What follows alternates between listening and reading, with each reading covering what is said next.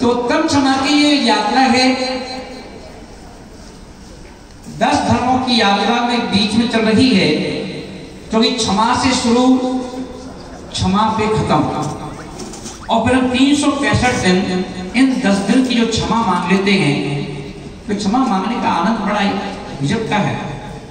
मैं जब घर पे था तो पड़ोसी में ठाकुर रहते थे, उनसे झगड़ा हो गया था, और अड़ोस पड़ोस में हो जाता है, लेकिन किसी बात को लेकर झगड़ा हो गया था। तो झगड़ा हो गया तो जब त्योहार आया तो माँ बोली इसका निमंत्रण कर लो। किसका? ठाकुर का, मगर पड़ोसी है, कर लो ना। तो मैं कहे मैं तो चिल्ला खाएगा ना, ऐसे तो क्या समझ रखना पड़ता। अरे नहीं नहीं, कौन सी कसाय बात रखना है, अब हम दुनिया से क्षमा मांगते हैं, कर लो निमंत्रण कर लो उनका। निमंत्रण कर दिया, ठीक है भैया। अब वो आया खाने के लिए, अब वो खाया पिया नहीं उसने, वो रोता रहा पूरे उसमें भोजन करते करते। तो मैंने कहा क्यों रोए भाई, क्या बात हो गई? बोले मैं ये सोच रहा हूँ कि देखो गलती मेरी, और बताओ ना।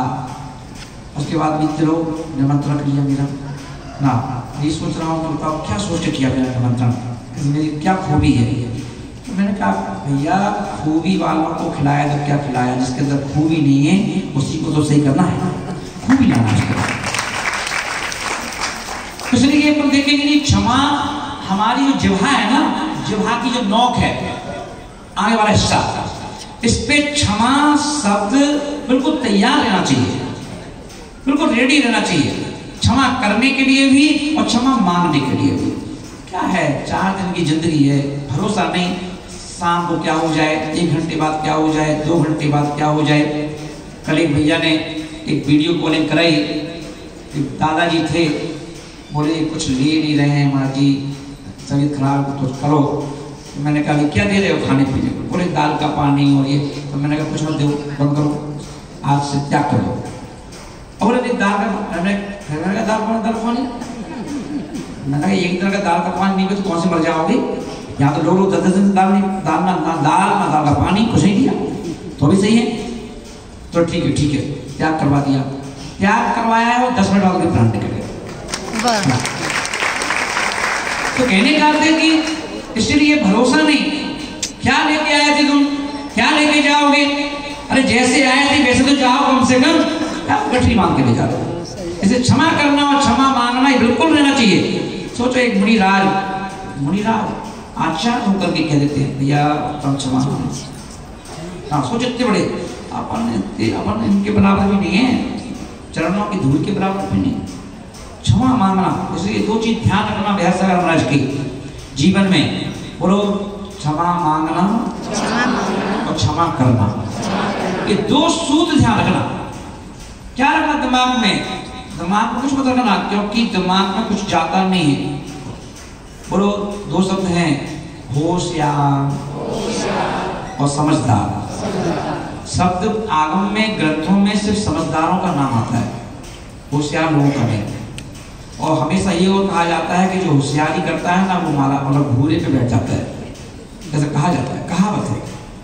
होशियारी कोई कहता है ना, बात में कुछ ज्यादा आपके सामने ज्यादा ओवर स्मार्ट बनने की कोशिश कर रहा हो तो मन क्या बोलते हैं, ज्यादा होशियार मत बनाओ, बैठो मालूम है जितना कहते अपने साथ।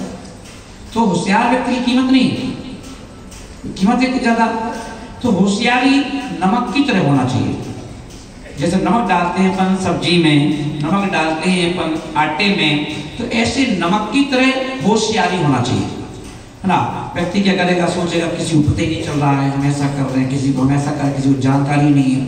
ज्यादा होशियार बनो बेटा, जिस दिन टूटेगा पहाड़ देना जिस समय, तो नाना नानी याद आ जाएंगे। तो इसे क्या बोल दिया, होशियार मत बनो, क्या बनो, समझदार हो ना। एक छोटा सा सुना दो, शुरुआत करो, त्याग की तरफ चलो, पहले उसके पहले भूमिका जवाब।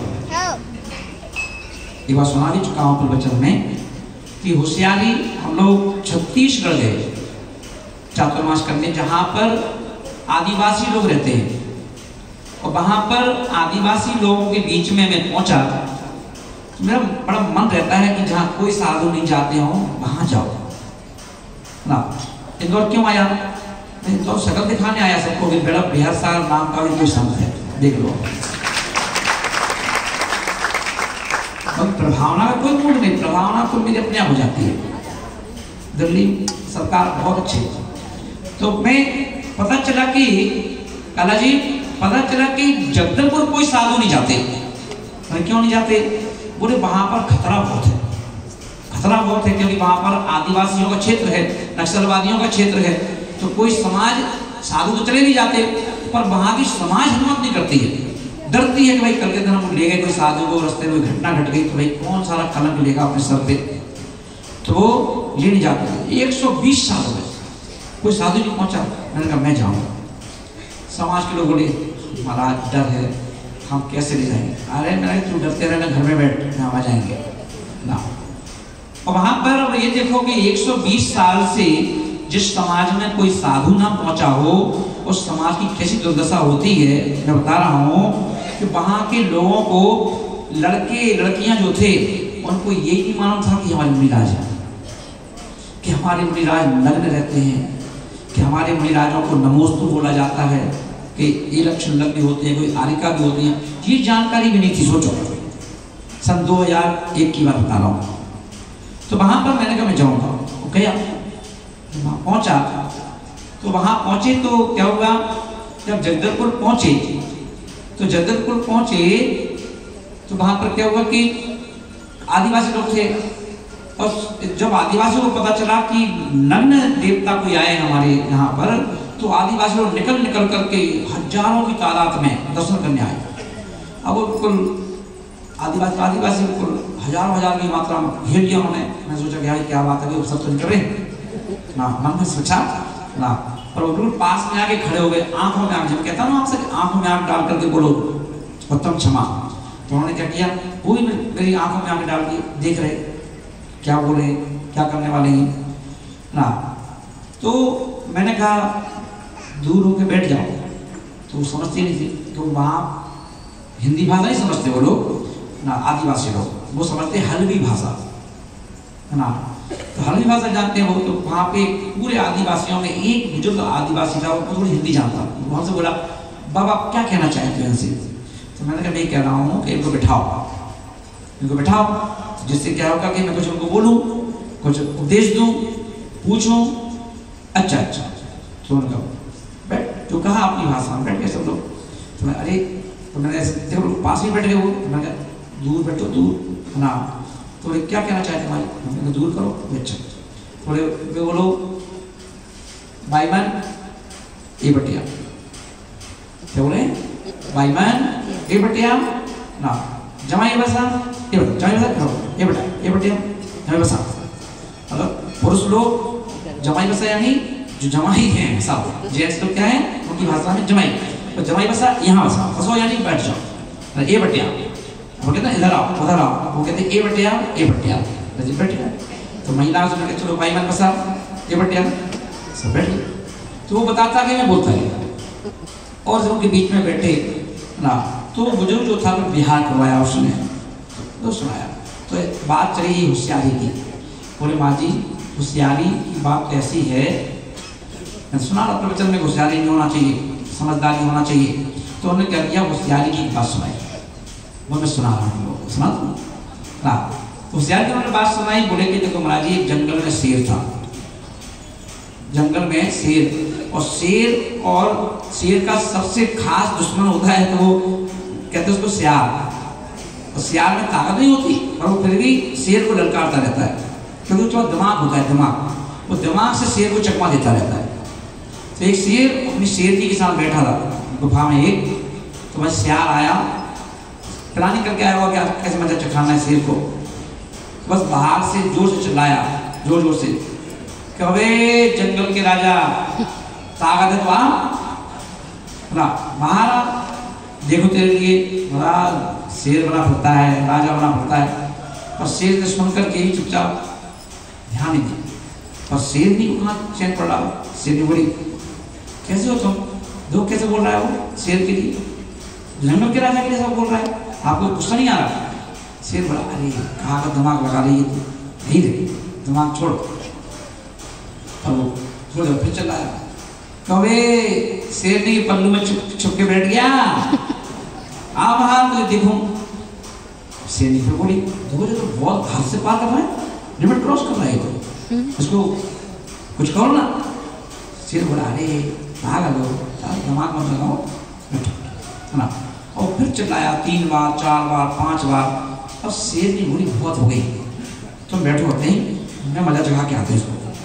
और शेर ने फट से कूदी बाहर, जैसे कूदी बाहर तो सियार था वो भागा, आगे आगे सियार पीछे पीछे शेर ने भी पूरी गुस्से में थी कि इसको छोड़ूंगी नहीं, और वो पूरी ताकत से भाग रही थी। और सियार भी आगे आगे पीछे पीछे शेर ने वहीं पड़े थे पाइप, गोल गोल पाइप पड़े थे छोटे छोटे, तो सियार तो छोटा होता था, सियार घुस गया पाइप में। और शेरनी जो थी तो गुस्से में तो थी, तो गुस्से में एकदम घुसी, तो आधी तो घुस गई आधी रह गई, फंस गई उसी में। और सियार जो था वो घूम के फिर वापस आ गया, और वो झांक के पूरा पाइप में बड़ी होशियार बन गई थी, बड़ी होशियार बन गई थी। और उसने क्या किया कि डंडा उठाया और जूता हिस्सा बाहर निकला था, पीट मार के भाग गया।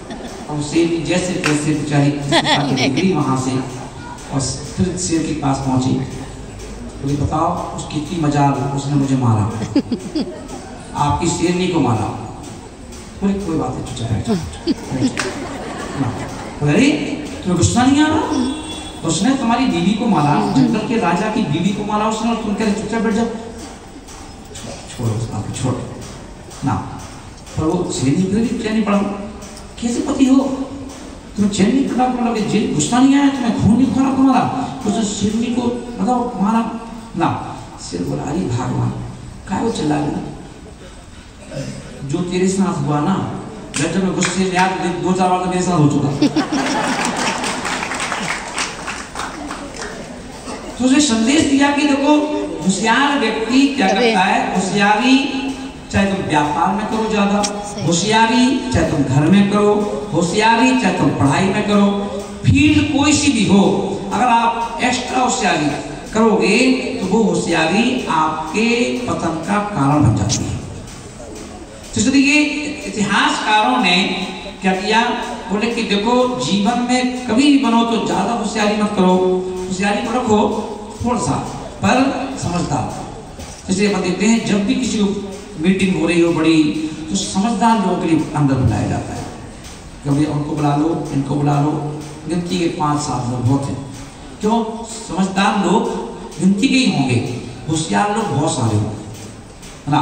दूसरी आचरण बोलने की जीवन में क्या मत बनो, जोर से बोलो, हाँ शेर नहीं हो